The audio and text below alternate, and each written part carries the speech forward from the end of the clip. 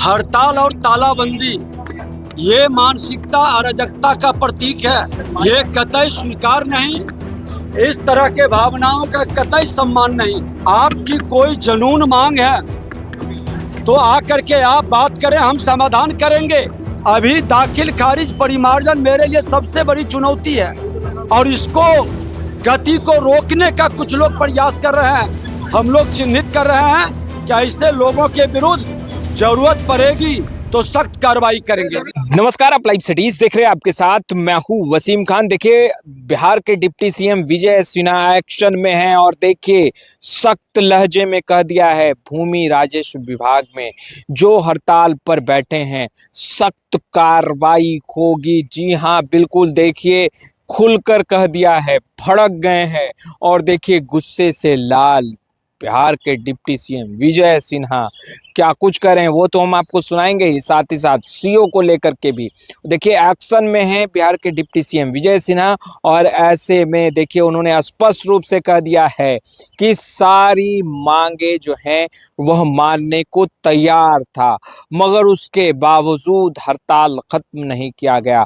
और देखिए अब कड़े रुख की ओर बढ़ते हुए, कड़ा रुख अख्तियार करते हुए कड़े एक्शन की ओर, देखिए प्रमोशन और देखिए वेतन, प्रमोशन और सुविधाएं क्या कुछ कर रहे हैं बिहार के डिप्टी सीएम विजय सिन्हा। सबसे पहले आप उस आज हमने यही सदन के अंदर भी कहा कि हड़ताल कहीं से न उनके हित में है, न परिवार के हित में है, न समाज के हित में है, न राष्ट्र के हित में है।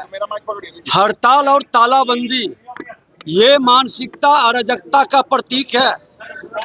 ये कतई स्वीकार नहीं, इस तरह के भावनाओं का कतई सम्मान नहीं।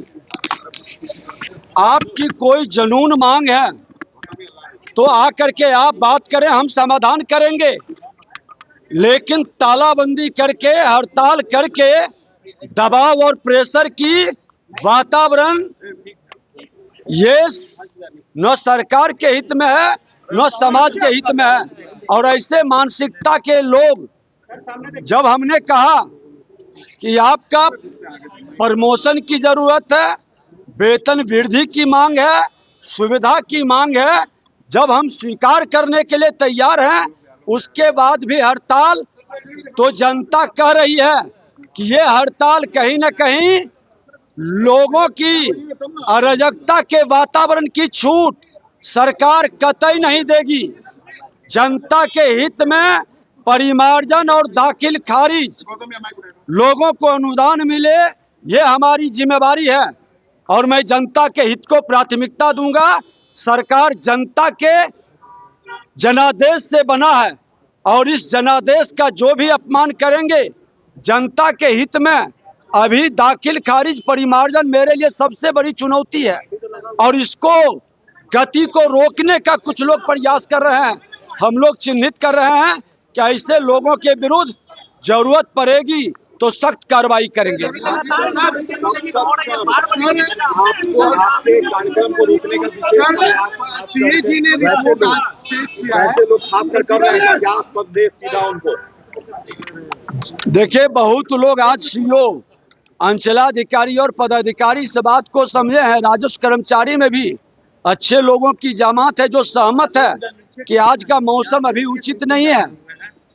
हमारा राजस्व भूमि सुधार विभाग के अंदर उसको स्वस्थ होने की जरूरत है और दवा, सही दवा पड़ा है, उस दवा का असर भी दिखाई पड़ने लगा है, लोगों का कामकाज भी हो रहा है। लेकिन दवा अगर जो छोड़ देंगे, कामकाज को रोक लेंगे, फिर अराजकता का वातावरण बनेगा, भू माफिया का माहौल मजबूत होगा, ये कतई नहीं।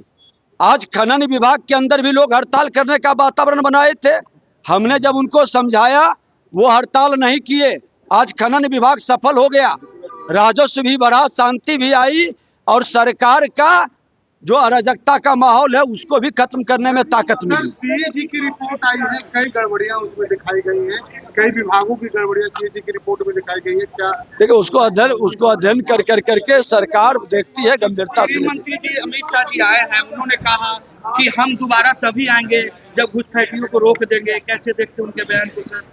देखिए गृह मंत्री जी, आज देश के प्रधानमंत्री नरेंद्र मोदी जी के नेतृत्व में ये वह गृह मंत्री हैं जो देश के अंदर आतंकवाद को खत्म करने का, उग्रवाद को समाप्त करने का, अब देश को कमजोर करने वाला ये घूसपैठिया जो जोंक के तरह हमारे समाज में चिपकता है और समाज के खून को चूसता है, उसके विकास के अंश को चूस लेता है, ये घुसपैठिया को समाप्त करने का अगर जो गृह मंत्री जी कदम उठा रहे हैं तो पूरा देश को इसकी सराहना करनी चाहिए और धन्यवाद देनी चाहिए।